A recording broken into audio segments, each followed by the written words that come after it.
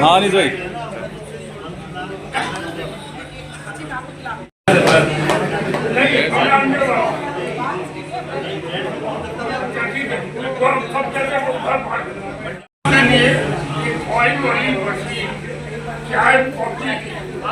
आगरा के ही श्री सतीश गुप्ता जी के माल्यार्पण करके स्वागत कर ले फिर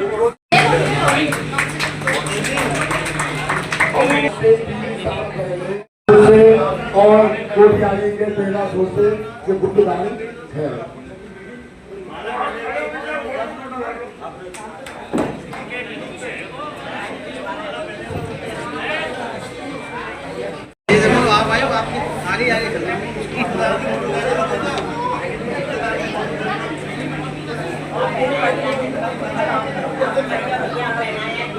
शाखा सभाओं के निर्वाचित हुए हैं, उनको भी इस मीटिंग में बुलाया है।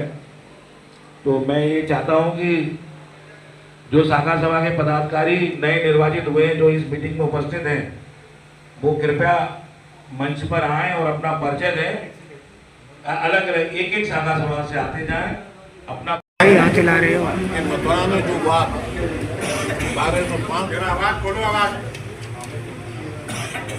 1125 सन 2022 जिन दाताओं ने जमीन दी थी उनके ही एक रिश्तेदार ने एक वाद दाखिल किया। कानूनी तकनीकी दृष्टि से वो वाद दीवानी कचहरी में पूछनीय नहीं था, क्योंकि वो पुश्तैनी जायदाद कह के आए थे। वो जिन लोगों ने मातृ भवन के लिए जो दान दिया था वो नितांत कानूनी रूप से गिफ्ट के अंदर नहीं आ सकता। माननीय अध्यक्ष जी ने कृपा की। माननीय अध्यक्ष जी ने जब मुझसे कानूनी राय मांगी तो मैंने अध्यक्ष जी से कहा ये बात पूछनी ही नहीं है, ये गलत मातृ भवन के संबंध में पैमाना हो गया। इसका निरस्तीकरण 1 तारीख पर मथुरा की अदालत कर देगी, जिससे हम लोग हार जाएंगे। कुछ लोगों को ये बात पसंद नहीं आई, लेकिन अध्यक्ष जी बहुत जुनूनी व्यक्ति है। कर्म धर्म से ईमानदारी से माधव समाज की सेवा करने में हमेशा संलग्न रहते हैं। इस आयु में भी इतना अधिक कार्य कर रहे हैं, जितनी प्रशंसा की जाए उतनी कम। अध्यक्ष जी ने अपने तरफ से कुछ माननीय सदस्यों की राय लेकर इस वाद का निपटारा इस तरह किया कि जिनकी जमीन थी उनको वापस कर दी जाए। उस एवज में उन्होंने 21 लाख रुपया महासभा भवन में चेक के रूप में दान दिए, जो माधव भवन के कोष में जमा हो गए। इसमें कोई हेराफेरी नहीं थी। उस बैठक में जो निर्णय हुआ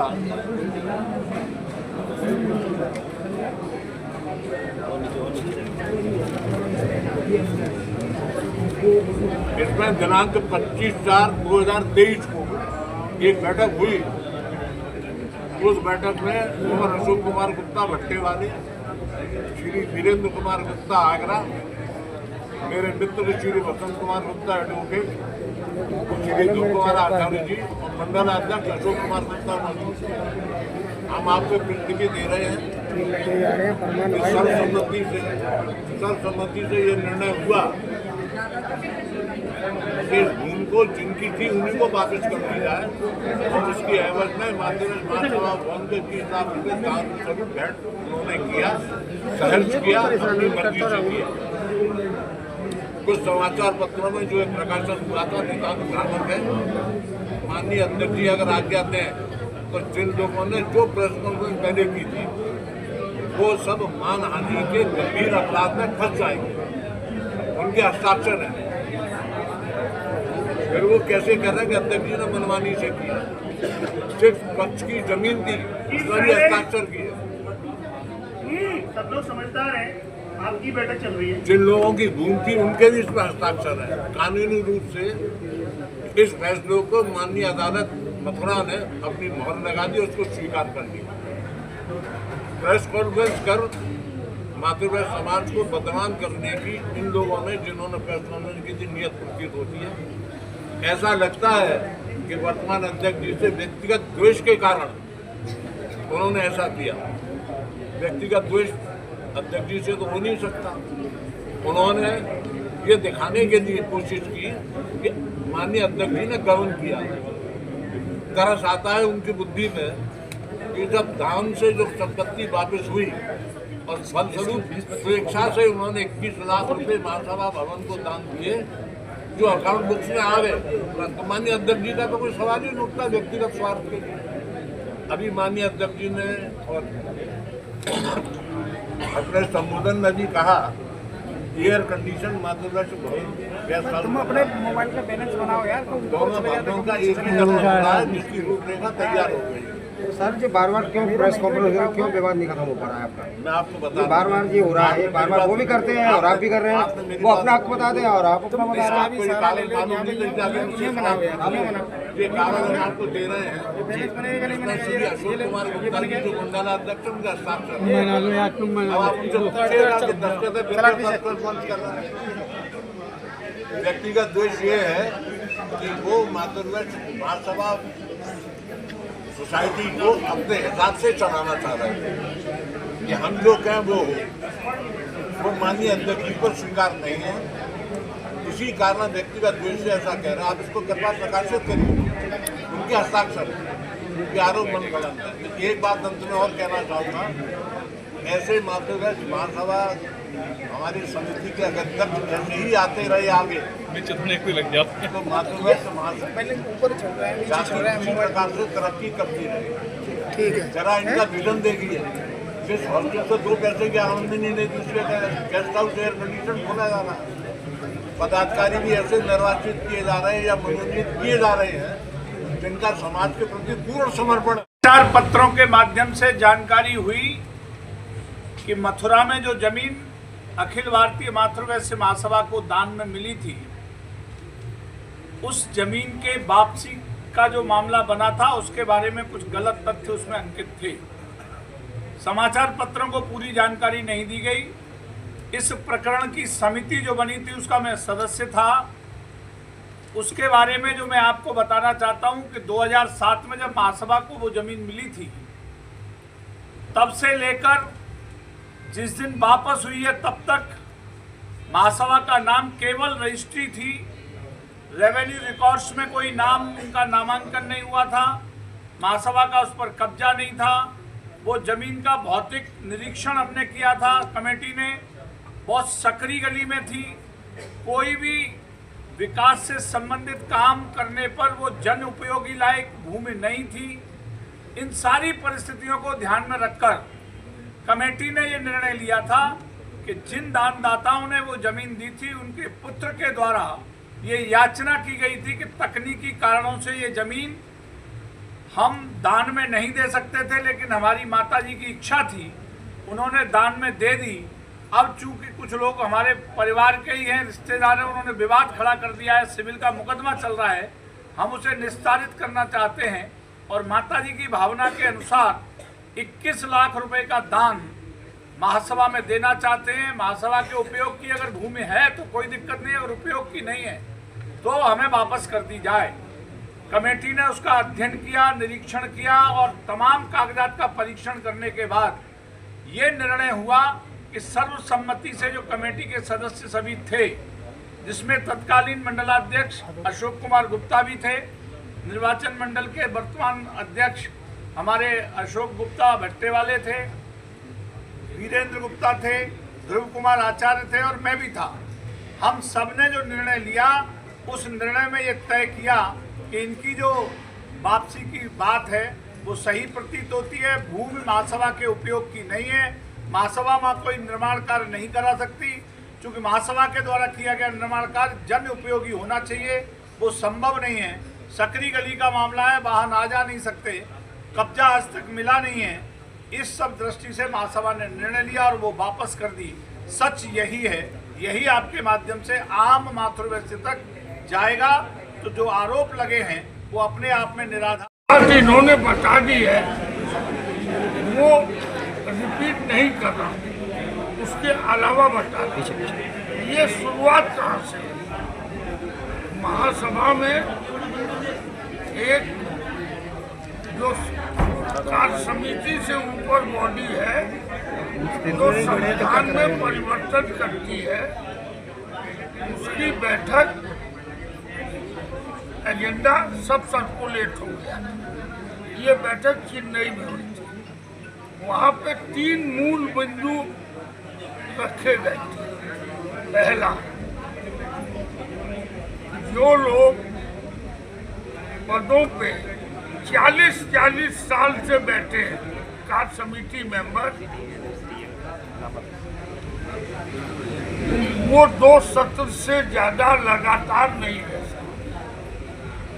ये उन सबको मालूम था, उन लोगों ने इसीलिए उसका बाइकाट किया। उसमें से 4-5 लोग गए भी। दूसरा कारण, महासभा कहीं से रजिस्टर्ड नहीं थी। आपको विधान की कॉपी दे देंगे। जयपुर अधिवेशन में एक रजिस्ट्रेशन हम लोग का दिल्ली में था। उसके बाद जयपुर अधिवेशन हुआ 2007 में। वहाँ उन्होंने उसी विधान के, अपने विधान के, जिसके अध्यक्ष बाबू रघुनाथ प्रसाद जी थे, उसमें उन्होंने पेज नंबर 59 पे लिखा और विशेष में उन्होंने लिखा, हम इस विधान को मानते ही नहीं। कोई रिटर्न फाइल नहीं किया, जानबूझ के रिटर्न नहीं फाइल किया। क्यों नहीं किया, उसका भी कारण आगे बता। तो अध्यक्ष जी 3 महीने से ये विवाद चल रहा है। हम लोग कभी रजिस्टर्ड थे ही नहीं। कई लोगों ने किया।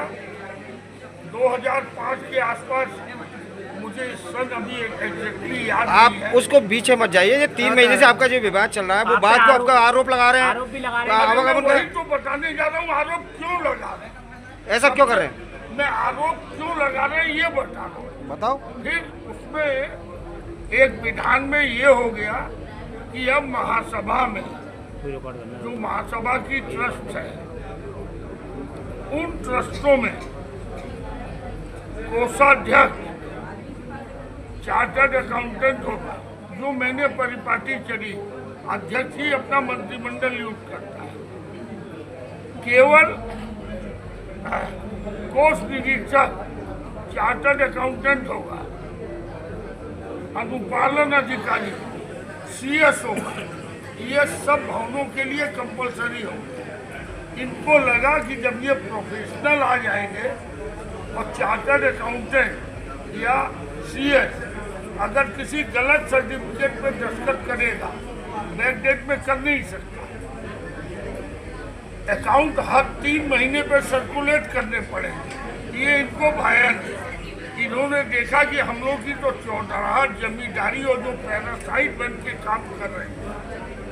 आपको ताज्जुब होगा, ये भवन बगल वाला 22 लाख रुपए की लाइबिलिटी घाटे में। 2005 से लेबर वालों के मुकदमे। अभी कल हम लोगों ने सारे लेबर डिस्प्यूट 3.5 लाख रुपए जो गरीब आदमियों के बचे थे, कल सबको चेक दे दी, सबका हिसाब चुकता कर दिया। जो ये 20 साल में नहीं दे पाएगी, पैसे नहीं, और बाहर की लाइबिलिटी खड़ी कर दी। जब मैंने उस पर कड़ाई की, यहाँ प्रोफेशनल मैनेजमेंट था ही नहीं।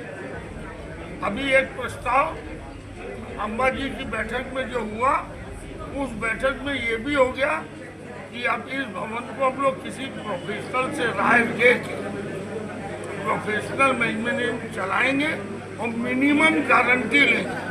अब तक हमारे पास लगभग 50 लाख से 1 करोड़ मिनिमम गारंटी खाली इन दोनों भवनों की मिल चुकी है, जो घाटे में। वो घाटा क्या था, मैं आपको एक ये कागज अभी और दे रहा हूँ। नहीं, इसी भवन में 1 लाख रुपए नगद निकाले गए, अकाउंट में लिख दिया नगर निगम का टैक्स का, और नगर निगम को जो टैक्स दी, बैंक में खाता था, चेक से पेमेंट नहीं किया।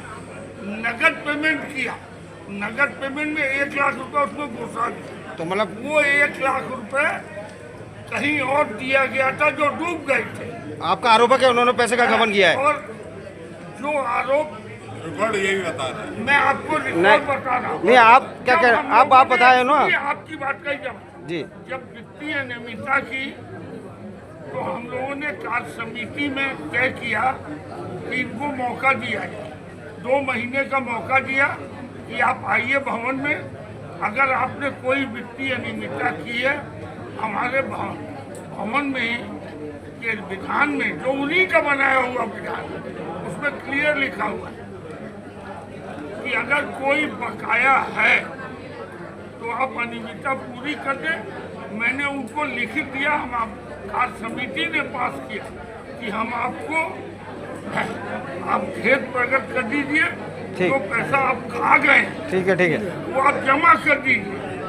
खेत नहीं प्रकट किया, यहाँ आए नहीं। रजिस्टर्ड पे रजिस्टर्ड चिट्ठियाँ दी जाती हैं, रजिस्टर्ड पे, और सबके डॉक्यूमेंट्री एविडेंस है। मतलब आरोप आपका जगह पैसा का गबन हुआ है? उसके भी है। चलो ठीक है। वो क्यों नहीं दे रहे लिख के? वो इसलिए लिख के नहीं दे रहे कि वित्तीय अनियमितता में अप्रैल महीने में, अगर आप लोगों में से जिसने कॉमर्स पढ़ा है और जिसको जरा सी भी वित्तीय जानकारी है, अप्रैल मई में 2,40,000 निकाले। एक मिनट बात सुन लीजिए बाबू, पहले आप हमारी पूरा सुन लीजिए, मार्च में जमा कर दिए, फिर अगले साल निकाले।